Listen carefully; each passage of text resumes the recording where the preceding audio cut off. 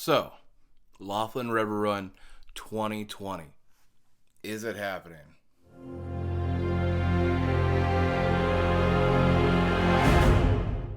What is going on, YouTube? Now, on today's adventure, we are getting out of the 30-degree weather that randomly hit us back here in Southern California and dreaming about some warmer weather riding days ahead of us. Now, on my 2020 events video, I had mentioned the Laughlin River Run for 2020.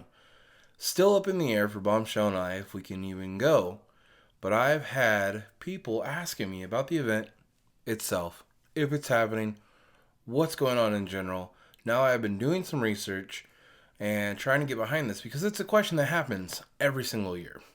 Ever since the event, there's always been wonder, is this event going to get canceled? It's always kind of like a back and forth thing with Laughlin. Is it going to happen? Is it not going to happen? The rumors start. Oh, it's dying. Oh, it's this. Oh, it's that. Only time will be the judge of what's going on. Now, this event this year had actually gotten a lot closer to being canceled than normal, than just the general rule of rumors. Now, this one, the website was down. You know, like, okay, all right. So, you know, being officially closed for like a corporate status, for starters, with the website being down, you'd click it, nothing happened. So when I first went to make this video a couple weeks ago, I would have been saying, corporate-wise, the event's done. You know, that's it. Now, whether that's going to be good news or not, like I was saying, time is going to be the judge of everything. A lot of factors with this event being killed off is greed. For years now, the attendance has been looking low and no real rise in sight. Now, when I went last year, the bikes were everywhere. But back in 2004, you couldn't try to not see a bike. They were everywhere. So now, even though the bike's numbers are not rising, prices, all about that corporate greed, that prices have been rising. And it's like, what are you doing? You're not selling out, so what are these prices? So hopefully with some of the hotels and casinos not participating, the prices will vary a little bit, help get back to the people for this event. But breaking this down, what if the event was canceled? What if corporately it was canceled no matter what? Which is pretty much where we're at. I don't think it's actually bad news. When you look at it without the corporate greed, now the corporate side totally can bring a business wanting aspect to this. And what I mean by that is you have businesses like Mother Road Harley Davidson. They party every year. They do the weekend thing. If you're in Kingman, you know what I'm talking about. And they put on a really good, nice, size-wise event. Still, bikes down the road. It's a big deal for that Harley Davidson dealer, in my opinion. But people have reached out to them. They're on the fence about it, where it's, if the event happens, they'll do theirs. But if not, then they may not. It's kind of a weird thing because it's such a good event that I think even if the corporate side of Laughlin's not there, then, you know, hop on the bandwagon, have a party that weekend. There's different events going on. I think Mother Harley Davidson could capitalize on this. I think people in the area will love it as well.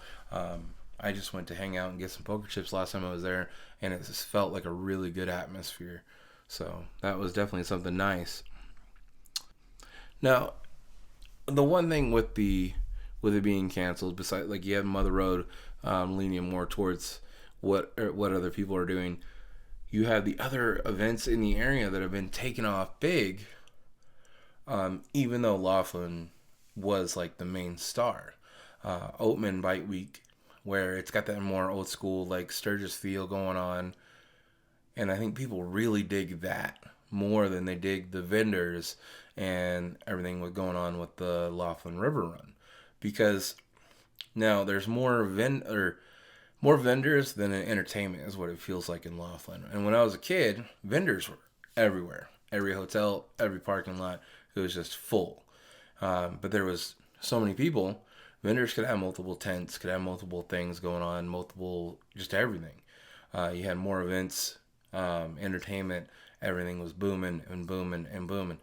That equals out. Going last time, during the day, it was super hot. It didn't feel very entertained, but you had a few vendors, and it was just kind of like a swap meet almost, It didn't have that same, feel. It was just like, here's some overpriced t-shirts, here's this, here's that. I still made a good time about it. I like to have fun and do things like that, but when you're looking at stuff, the other places are where it's at. Saddle Sore Ranch put on a more adult event. It's a private property event.